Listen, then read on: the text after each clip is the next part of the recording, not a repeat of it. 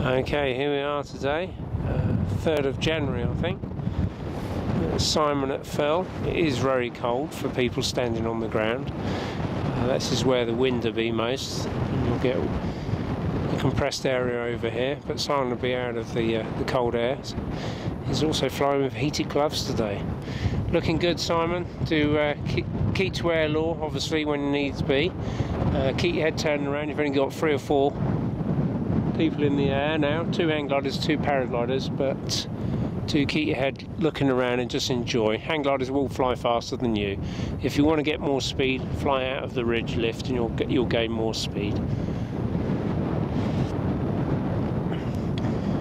What I would like to do at some point, the hang glider will overtake you, most probably, so you're going to go along the ridge and you can always do a right turn like that. The hang glider just fly past you, don't worry about it. So you could turn right and come back to the ridge lift. There will be one hang glider coming up below you, so as long as you know where it is, you'll be happy. And what I would do today also is like last time when it's safe, is just fly over the top of my head as if you're making landing approaches. This would be typical of a summer's day. You'd come in as you are now and you may go back up again, so you'll be quite often going backwards and forwards over takeoff. So just get used to it. Looking good, Simon?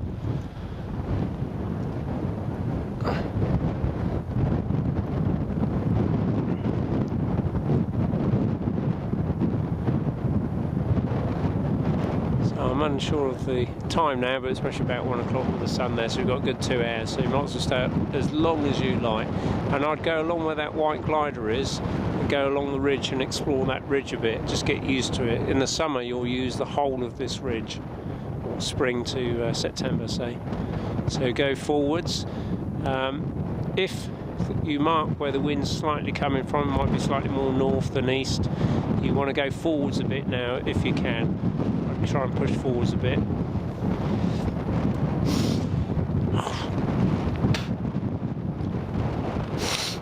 Oh, it's cold on takeoff.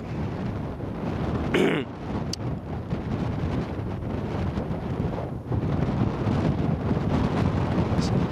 when you go up in those little areas of lift there, those surges, that's the bowl shape. Mark below your feet the shape of the bowl, and you can get to understand the shape of the hill, how it works and what gives you lift, what areas give you lift. But follow the white glider down there for a bit, have a little fly and play around. In the summer it's a good source of thermal activity down there, and that's because of the very dark bushes down below. Alright, I'll stop recording now for a sec. Simon's going to go out of view, I think.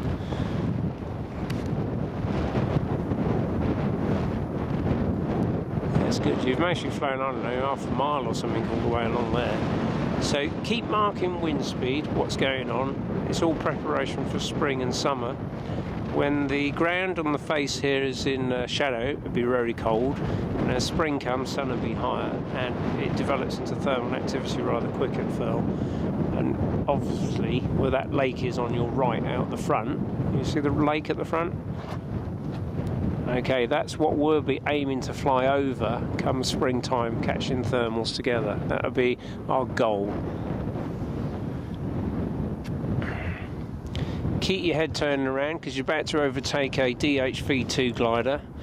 Oh, he's a bit slow, isn't he? If he doesn't know you're there, just shout Wally. Nice and polite.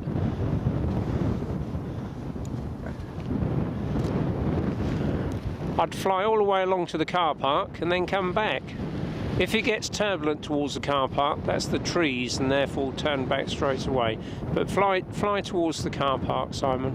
You'll be out of my view to a degree. I'll be able to see you, but I'll not be able to see the ground below you. So fly towards the car park and then come back here, and then we're going to try something interesting if you can do this, but you've got to do this part on your own. Oop. So Simon's the glider past the red glider there. The red glider's got a little bit of what I call turbulence coming over the top of those. See, little bushes there, be getting some air. Is something not right? His glider's not going forwards, or he's too light on it or something. Something not 100% right. Simon's the blue glider, which is there. He's flying along towards the car park, making his own decisions. Looks like he's turning to come back. May try and take him. I'll have to walk out. Oh, the red glider's landing in a area of turbulence. Not a good place to be landing. But Simon might try to get him to fly all the way along the ridge.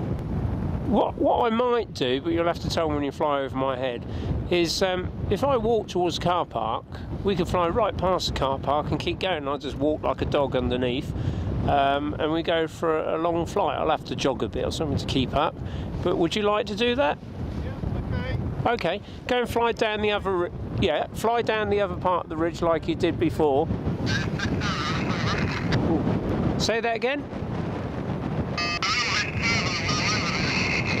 What's he saying?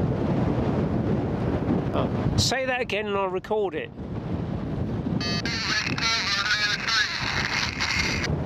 Oh, you got some turbulence at the trees, yeah? Okay. If it's a little bit turbulent in the trees, we won't try it. I was going to try and cross the gap over the car park and then fly further on. What we'll do, we'll look to do other things. There's a seagull out in front where there's a bit of lift. You see the glider on your left, there's a hang glider, then a glider above. There's some little bits of lift out there. If you've got turbulence in the trees, we won't go that point. Oh, that's a shame, isn't it?